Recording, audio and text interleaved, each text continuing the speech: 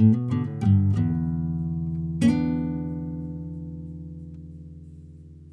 sports fans, and welcome to Sports on the Spot.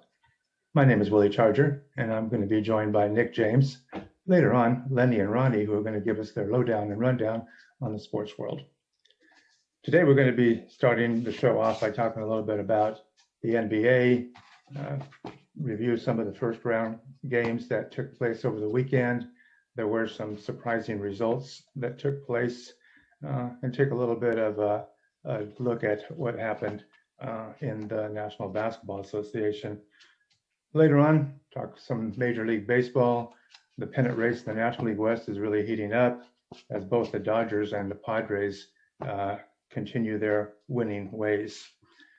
Nick, are there any other sports events or developments that have taken place in the last couple of days that stand out to you? Yeah, Willie, I noticed that the Aaron Rodgers trade talk died down a little bit. It's a little refreshing to see some new names in the news on the football side of things, with Julio Jones wanting out of Atlanta.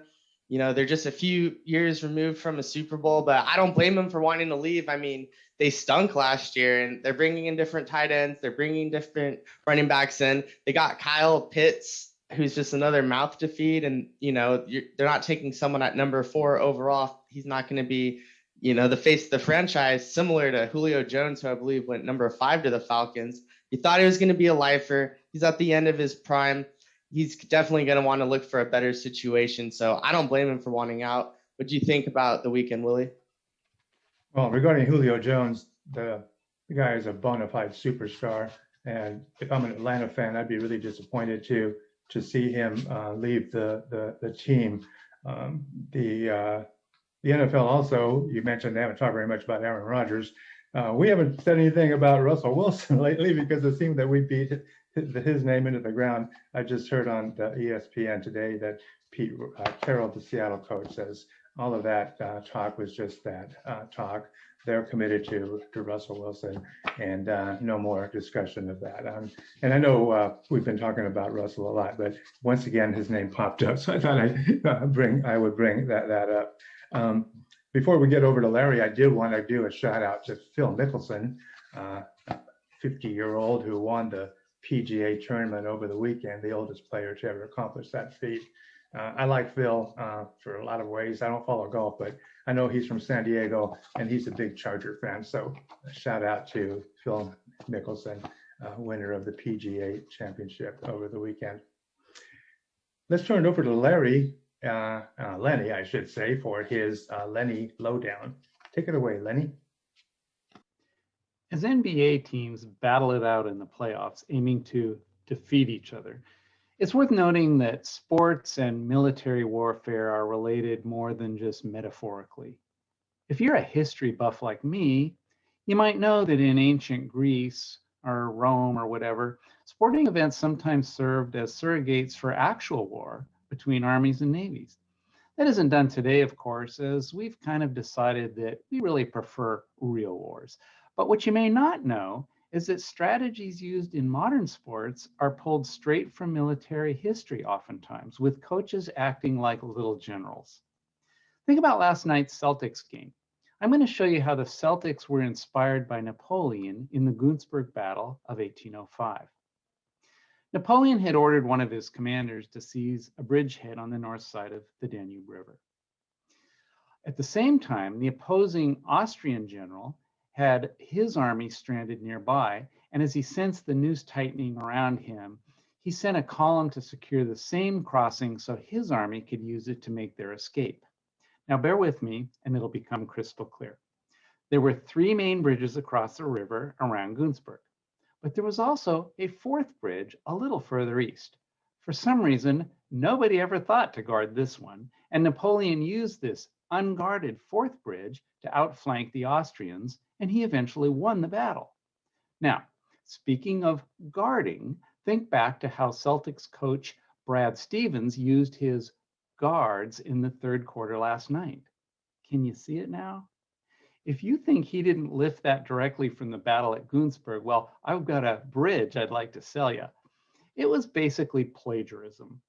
But, Coach Stevens isn't the only one. Almost every strategy and tactic in modern sports, not just basketball, is based on some kind of military conflict. The squeeze play in baseball, right out of Genghis Khan's playbook in the Battle of Tankat Tuhan in Mongolia in the year 1206. Football's Hail Mary, that's just a not so instant replay of what happened in the Battle of Stiklestad in 1030 in Norway during the reign of, you guessed it, Pope Alexander III. Those are just a few obvious examples. Now that you've kind of see what the idea is, try it at home yourself while watching the playoffs. Bone up on your history, then see if you can link a strategy on the court to a historical military battle. Then post it in the comments section below. Well, thanks for that, Lenny. Nick, let's spend some time talking a little bit about the NBA and some of the games that took place over the weekend. As a Laker fan, I was somewhat disappointed to see the Lakers lose their first round game yesterday to the Phoenix Suns. It shouldn't be too surprising. After all, the Lakers are the number 7 seed and the Suns are the number 2 seed. But it was just really disappointing to see how the Lakers really didn't show up for the game. You have two superstars, Anthony Davis and LeBron James, and LBJ can only do so much. And unfortunately for the Lakers, Anthony Davis just didn't come through yesterday. If they want to beat if they want to beat the Suns in this series, they're going to have to get Anthony Davis to step up and play big. The other big upset, of course, and the main upset was Memphis, the number 8 seed, taking out Utah at Utah last night in a very, very exciting game. I wouldn't sleep on Memphis. I think in the end, they're going to end up losing this first round series, but they're a young team and they've got a bright future, especially with that John Morant guy. Nick, I know you haven't said very much about the Clippers lately. How are they doing in the playoffs? Well, they did lose the first game to the Mavericks, and it was a close series last season when they ended up beating the Mavericks in the playoffs. And while I think they took them out 3-1, that it was still close games. It wasn't necessarily blowouts. And Luka's a year older in the league, and Porzingis is a year healthier, and it's just been kind of a slow start. And maybe that's what they get for dropping their last 2 games in the regular season. I was definitely surprised about the Lakers losing too. Yeah, they're the 7th seed, but only because LeBron and AD were hurt for a good period of time this season, especially LeBron. If he wasn't hurt, they would have been a little bit higher. So I was shocked that they didn't take it to the Suns, because arguably a lot of people would think the Lakers would have been the 1st seed, especially how the beginning of the season turned out. The Lakers are no strangers to losing game 1 of the playoff series that happened last year, I believe twice. When they played in the bubble.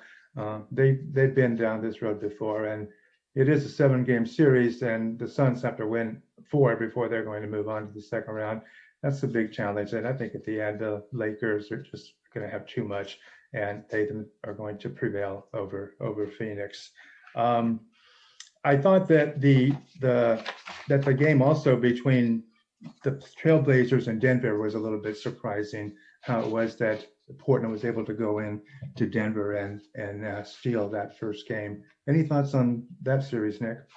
I think it's similar to the Lakers. I mean, McCollum was hurt for a good portion of the year, and I think Dame was out for a bit, so they saw their seed tank a little bit. But that's the thing about the playoffs, is once you're there, it's show up or shut up. And the Nuggets had a really good regular season record last year too, and the Jazz are kind of in the middle of the pack. They just don't have that playoff experience. Dame's been in the playoffs. He's hungry. I think they were just in the Western Conference Finals a couple of years ago. So interesting to see some of these lower tier seeds kind of being pretty tough. I think the Blazers will continue to keep winning, and I think the Lakers should be turning it around against the Suns, though I hope they don't.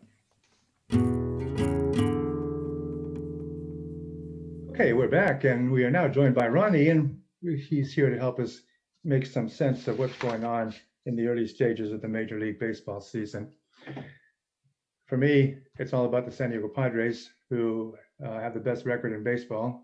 They swept the Seattle Mariners over the weekend and now have won 30 games while only losing 17. While they've been really, really hot, so too have the Los Angeles Dodgers, who, even though they have Mookie Betts out of the lineup and Bellinger's still not playing, they managed to win 7 games in a row. And right now they're only a game behind the Padres. The Giants, who were on fire for much of the early stages, have now kind of cooled off and have settled comfortably into third place, where most people believe they're probably going to end up in the end anyway. For the Padres, as I mentioned last week, it's all about pitching. They continue to lead baseball in ERA, team ERA with a 2.59 ERA. The Dodgers number 2 at 2.9. Ronnie mentioned last time the Padres weren't scoring enough runs. Well, their offense is starting to step it up. They're now 9th in batting average and 9th in runs scored. Tatis on fire, 13 home runs. What can I say? Nick, what about your take on what's going on in baseball? It's crazy. I mean, having Tatis come back from COVID and he's just playing lights out. Give this guy some more rest throughout the season and he'll come out and put you on a win streak. Just like I was hoping. I want to say it's what I thought, but it's what I'm hoping, that the Dodgers were hot, the Giants were hot, now the Padres are hot. Now we just got to keep this thing rolling for the rest of the season. But I think we're finding our rhythm. And if we can stay healthy, it's going to be great. And I'm looking forward to any other series against the Dodgers and Giants to really just kind of put this lead a little more ahead. So what do you think, Ronnie? Yeah, I mean, I'm glad the Padres listened to me last week and decided to start hitting some runs. Amazing how much has changed in a week's time. The Padres are on fire, and MLB in general, it's starting to boil down to just 2 powerhouse divisions. You got the NL West on the one hand and the AL East on the other hand, with the Yankees, Rays, Red Sox, Blue Jays. All teams are above 500, all going to beat up on each other. And they're a lot of fun to watch. As I mentioned, I'm more of an AL East leaning guy anyways and love watching those matchups. I really love the Rays. I think they could even make their way back to the World Series and give the Dodgers and or the Padres a run for the money again. So baseball's kind of heating up. So are the no-hitters. I don't know how many more no-hitters we're going to have this year. We've had 6 already, but I got the feeling the balls are going to be doctored a little bit between now and the end of the season anyways, because players are already starting to speak out against the amount of no-hitters. So there's a lot of changes going on. Baseball is kind of a fun year. It's good for the sport regardless of what it is.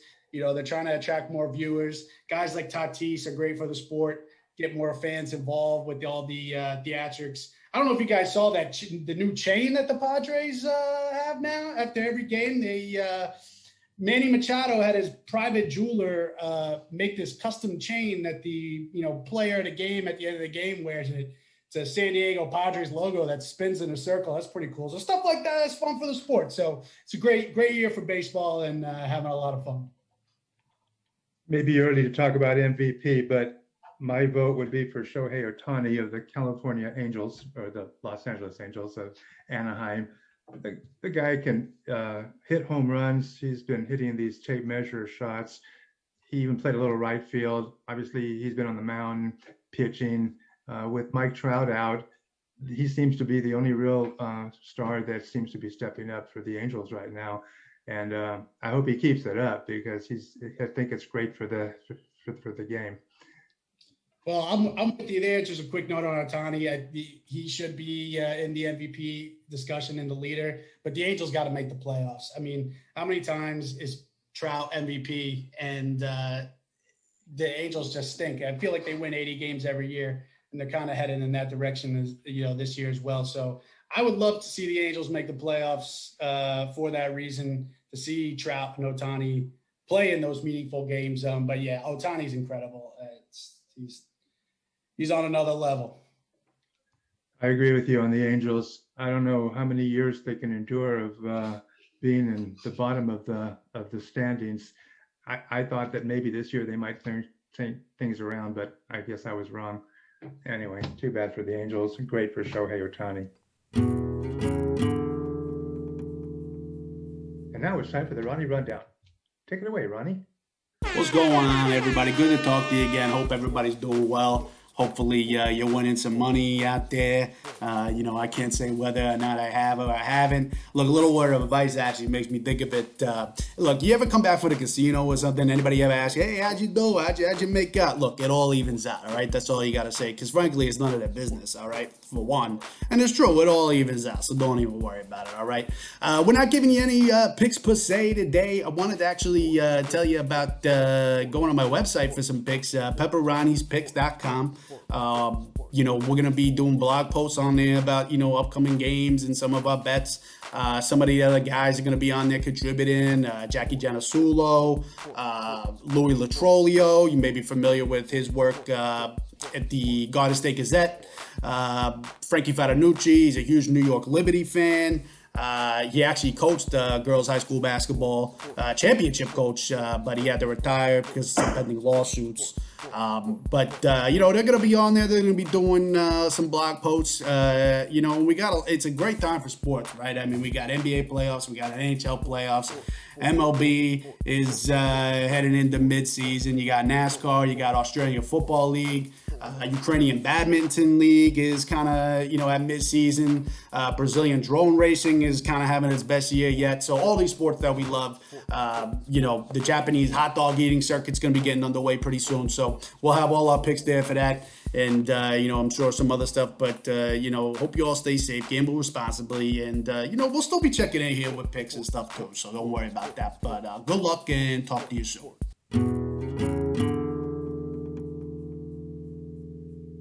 Well, gang, as usual, we've got a barrage of viewer questions. Unfortunately, we've only got time for one. This week's question is from a Lorenzo. So, Lorenzo's question is, why do baseball managers wear uniforms in the dugout and basketball coaches wear business suits? What do you think, Willie? It's plain common sense. If you're a baseball manager and you're going to be arguing with the umpire over some bad call, you're going to start kicking dirt around. You want to be wearing a dusty, old, musty uniform that you're just going to be able to throw in the washer that night and be ready to wear the next day. And that's not the case if you're a basketball coach wearing some Armani type suit. It wouldn't work out. I think it's just common sense for me anyway. What do you think?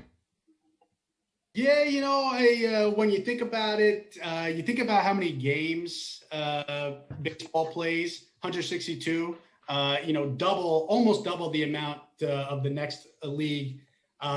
So that's a lot of suits that they would need to be laundering, and also it's a summer sport. Now you think about it, it's going to be hot most days of the year, probably not pleasant to be wearing a suit.